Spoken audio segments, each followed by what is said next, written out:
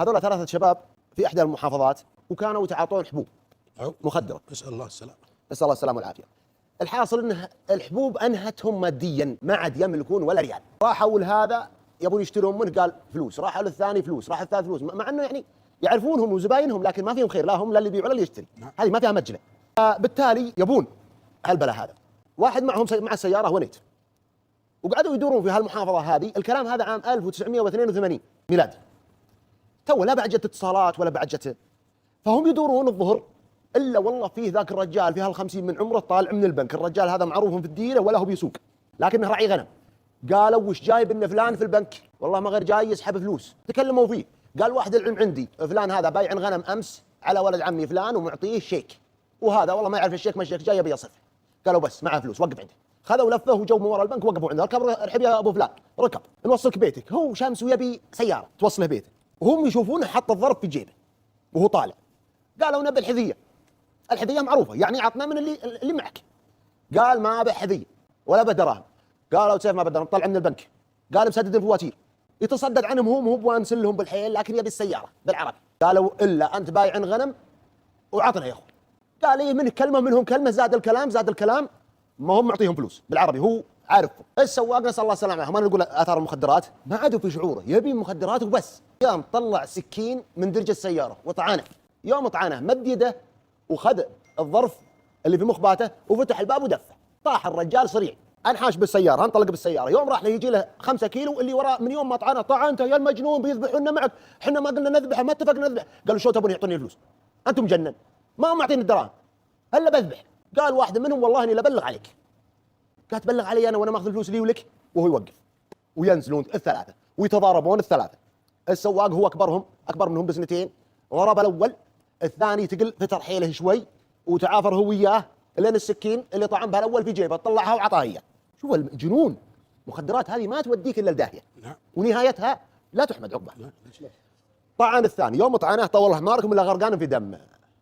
ركب السائق اللي طعن.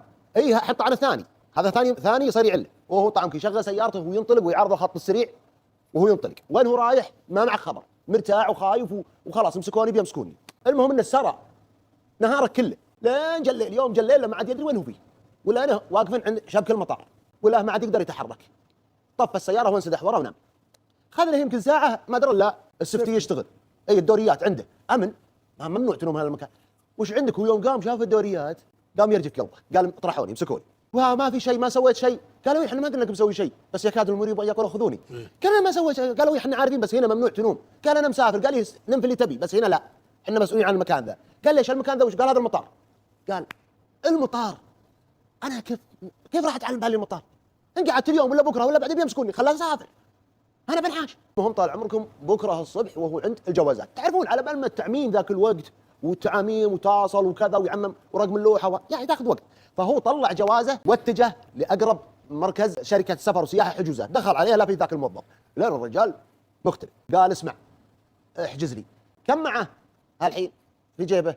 25,000. هذه قيمه الغنم وقيمه السرقه والذبحه على 25,000. قال اسمع احجز لي انا بسافر. قال ابشر تسافر، وش تبي؟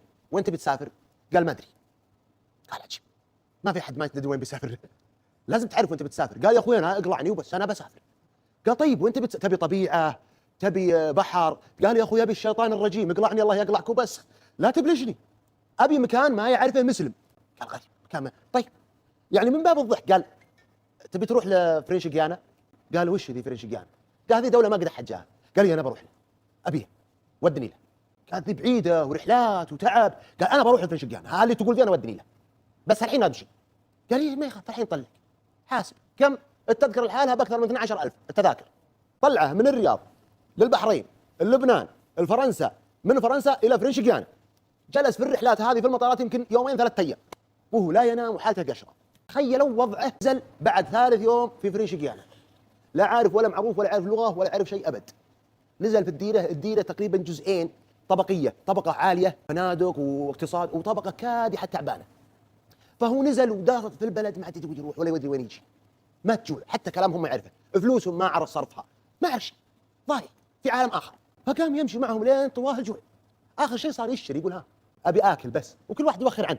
لين جاب الله له واحد رحمه اشر له، وين الشغله على ايش؟ على الكنيسه. الكنيسه وش فيها؟ هم اكثرهم هي ساحليه، فالسمك اللي ما ينباع في السوق يصير نص عمر ياخذونه الصيادين يودونه الكنيسه، خلاص سووا اللي تبون يعني، فيسوونه يضعوه. صار ياكل مسكين، خذ له يمكن اسبوع، لما تجوع رجع على هالمائده واكل منها وطلع. طبعا اكل من الله عليك عليه. عاش معهم فتره لين اللي قاله رجع، تصادق هو وياه، صار ايش؟ يشغل حمالي يشيلوا ينزلون من السفن، واستمر معه فتره. بعد طبعا هو الان مخفي هويته، ولا يقول انا من وين، ولا مغير اسمه وكل شيء. المهم انه تصادق هو هالرجال هذا صداقه عظيمه. وبعد حوالي 9 شهور سنه انطلق لسانه بلغتهم. طبعا لغتهم انجليزيه لكنها مكسره، ما هي بانجليزيه صحيحه يعني، فيها اخطاء، فيها مختلفه شوي. فالحاصل عاش عيشة ضنكه زي عيشة الطبقة الكادحة التعبانة، يعني تقريبا ترى داخله البطنة ما يستفيد شيء ولا يجمع شيء. بعد فترة انتقل مع خويه هذا الديرة الثانية في فرنشجانا، واشتغلوا.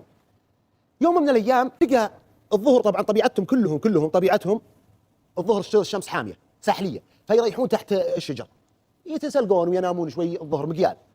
فيقول يوم جالس مرة في الظلال لا يشوف رجال لابس نزار ويصلي في الديرة يصلي غير، لا ولا لحيه، شكله لا هو بهندي ولا هو مشكل، وضعه غريب. فراح وجلس عنده، قال السلام عليكم، قال عليكم السلام. قال انت تصلي؟ قال نعم. انت من وين؟ قال انا مسلم، اصولي يعني اجدادي فيهم حضارم وفيهم هنود وفيهم زنوج من افريقيا، فحنا خليط ومعي ناس واجد زيي هنا، الحين بيجون صلي. جو وصلى. قالوا زين، دخل معه، انتقلوا معه لمدينتهم، طبعا عملهم موسمي، فرجعوا مدينتهم او بلدتهم، رجع معهم في نفس فرنشجانا، هذه بلده صغيره. اعجبوا فيه واعجب فيهم، صار زي ما تقول صديق له الحي هذا كله. فاخذ له دكان، اعطوه طبعا مبلغ وفتح له دكان وصار ينام فيه ويبيع فيه وعيشته فيه ولا يتعدى. جلس فيه 6 سنوات. طبعا هو لما قال لهم ان انا حضرمي وتوني جاي، طبعا قال لهم انا حضرمي عفوا، قالوا زين يعني لسانك عربي؟ قال نعم. قال جابك الله تصلي ابنه. هو اول ما يصلي طراه الصلاه ما يعرف الصلاه هو، قال بس اعطوني مصحف. صار يقرا وما شاء الله لا اله الا الله فتح الله عليه، صار هو الامام ويقرا بهم، وما شاء الله يعني يدخل الايمان في قلبه، صار ما يقدر يضيع الفرض بحكم انه الامام لما فيها صلاه الفجر. بعد 6 سنوات قالوا يا فلان وش رايك تتزوج؟ انت لا رحت ولا سافرت ولا جيت ولا جاك زوار ولا عندك زود اتصالات، غريب، علمنا بسر. قال ما عندي سر، انا مقطوع من الشرع، خايف هو. قالوا طيب وش رايك نزوجك؟ هذا فلان عنده بنت. قال ما يخاف، خذها ولا بنت جميله وما شاء الله مؤدبه وحبها وحبته، جاه منها عيال. هالحين هذول الربع ذولا فيه منهم ناس هاجروا الى هولندا قبل سنوات، حتى قبل لا يجي هو، ويسمع بهم هو في السنه يوم، يا هذولاك يجون عند ذولا 5 ايام اسبوع او العكس ذولا يروحون. فهو عارف القصه هذه ان قاربنا في هولندا ونحن نتزاور احنا وياه. يقولوا له مشينا تعال معنا خلينا نروح لفرنشجيانا. قال ابدا ولا تعدى ديرتي ولا اطلع من هالمكان. بعد 28 سنه لزموا عليه، قالوا الا تروح معنا لهولندا، شوف اقاربنا وشوف الدنيا، انت ايش خايف منه؟ حتى لو عليك قضيه تراها نست. قال ها. طلعوا له جواز، طبعا هو خلال الوقت هذا ترى طلع اقامه في البدايه، بعدين طلع جنسيه فرنشجاني، وبعدين طلع جواز بحكم انه اقام سنوات في البلد، فصار مواطن عادي. فطلع جواز وسافر الى هولندا معه. قالوا بكره بنروح للعاصمه نسيت اسمها عشان في صلاه جمعه وفي مسجد. المسجد هذا وين فيه؟ جنب السفاره السعوديه. شوفوا الدنيا وشلون. فلما اقبلوا مع الشارع، المسجد على اليسار والسفاره على اليمين، شاف العلم في كايين. هذا ها؟ كايين العاصمه اعتقد انها كايين. اعتقد نعم. الحاصل انه لقوا شاف العلم. يوم شاف العلم ودلي دموع تهل بدون صياح، ماسك نفسه لكن دموع تهل. يوم شاف علم السعوديه بس بعد 28 سنه، وناظروا وقالوا وش فيك يا فلان؟ قال ما فيني شيء بس عيوني فيها حراره وحساسيه. قالوا طيب، هم عارفين انه بلا. دخلوا المسجد وصلوا الجمعه. يوم طلعوا هو ما وده تخلص صلاه الجمعه ابد، لانه شاف وجيه سعوديين وعرب وحن قلبه سبحان الله العظيم. فلما طلعوا لقى 2 3 يتكلمون بلغه لهجه سعوديه نجديه، فقعد يتسمع له وراح وسلم عليهم. لما انصرفوا 2 سلم على الثالث رجل كبير رزين، قال له لو سمحت انت من وين؟ قال من السعوديه. قال فيه رجال صديق لي في السعوديه، انا حضرمي واشتغلت عندهم في الديره هذه، ابوي كان عنده بقاله في الديره هذه، ودي اتواصل معه، تقدر تجيب لي رقمه؟ قال اقدر، مع اني ما اعتقد ان كلامك كله صحيح لانك انت ما انت بحضرمي. واضح. اي واضح. لكن قال لا انا قال بكيفك انا بساعدك. وش اسم خويك؟ وفي اي ديره؟ قال في الديره الفلانيه وهذا اسمه فلان بن فلان فلان. هو اللي طقه الثالث بس ما طعنه، وتوقع انه هو اللي نجا منهم. فقال عطني اسمه، اعطاه اسمه. بعد حوالي 3 أسابيع اتصل به، تواصل معه ورجع هو لفرنشجيانا، اعطاه رقمه، تواصل معه واعطاه الرقم، قال هذا رقم صاحبك وترى حي يرزق. طبعا له عياره هذا فاتصل عليه، بس عياره اي مصيبه نساها يعني، مثل ما تقول عريف خلينا نقول. قال عريف؟ قال ها؟ قال انت عريف؟ قال دقيقه. طلع وكلمه برا المجلس اللي كان فيه، قال من أنت؟ قال أنا فلان. قال أسألك بالله أنت حي، أنت فلان؟ قال لي والله العظيم أنا فلان. قال أنت خبل، وينك أنت؟ وينك؟ قال أنا فرض الله. قال يا مجنون، وشو يوديك ما ادري وينك فيها الحين أنت؟ وش عندك أنت؟ قال هذا علي رقبتين. قال ما عليك شيء. قال شلون؟ قال ما ماتوا، وفي اسبوعها راحوا اهلك وجماعك وطلبوهم وراحت حبه خشوم ومطامر حصن وصلاح وفلح. انت وين غديت؟